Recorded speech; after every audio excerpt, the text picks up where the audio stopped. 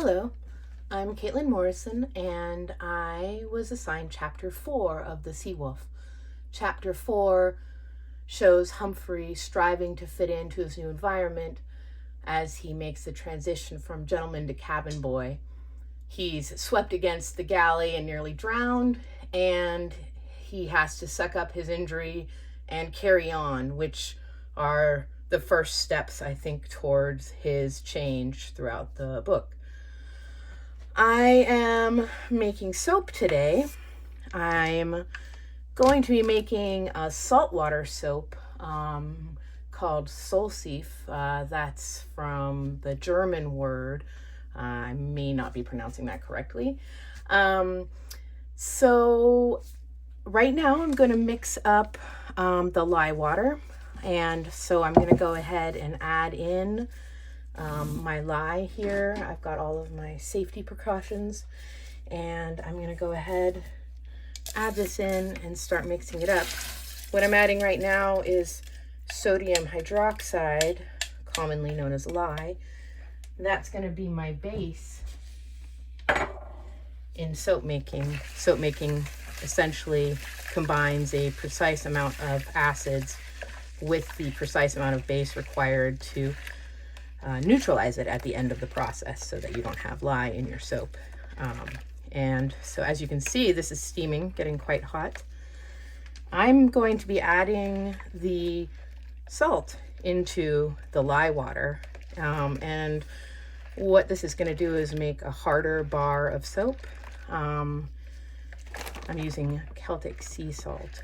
So I'm doing roughly the percentage that seawater would actually be to make soap as if it were being made out of seawater. You wouldn't want to use real seawater because you don't have a way to control what's in it, which is why I'm using distilled water. So soap making in the 1800s, early 1900s was a utilitarian chore, mostly done at home using animal fats, lard, which is pig fat, or tallow, which is cow or other fat.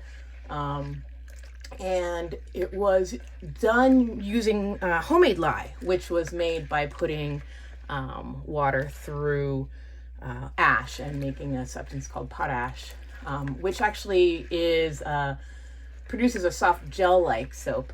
The slipperiness of soap is what makes it work. It lowers the surface tension of the water, and so when you rub your hands, it allows the dirt and germs to bond to the water temporarily and get washed away.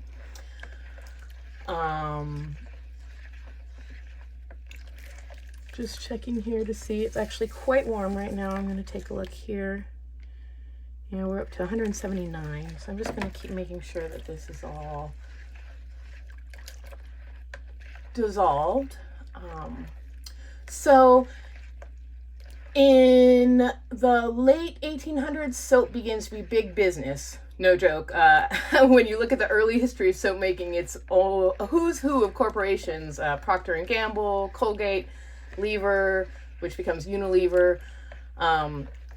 All of them grew up after sodium hydroxide making process improved in the 1860s.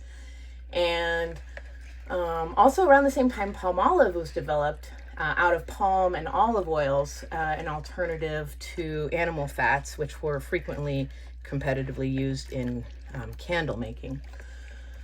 So I think at the time, sailors, they would have had access to probably a rougher soap.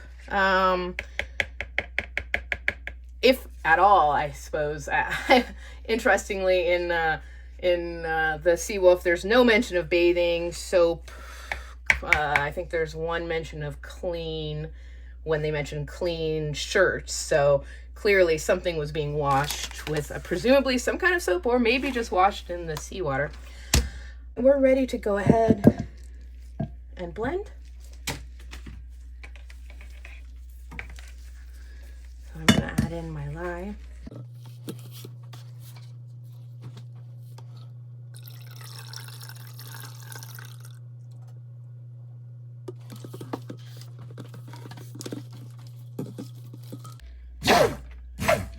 Give it a couple of mixes. soap making involved a lot of stirring in the time when this would have been made. Now we have obviously some very handy advances. So I'm just going to go ahead and mix this here until I see it come to trace, which is what we're looking for to get that process of saponification going.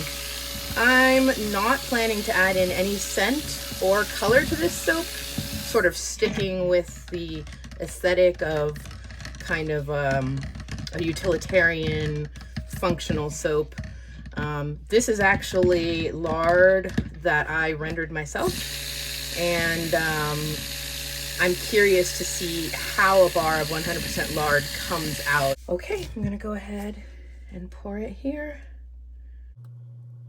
And we're just going to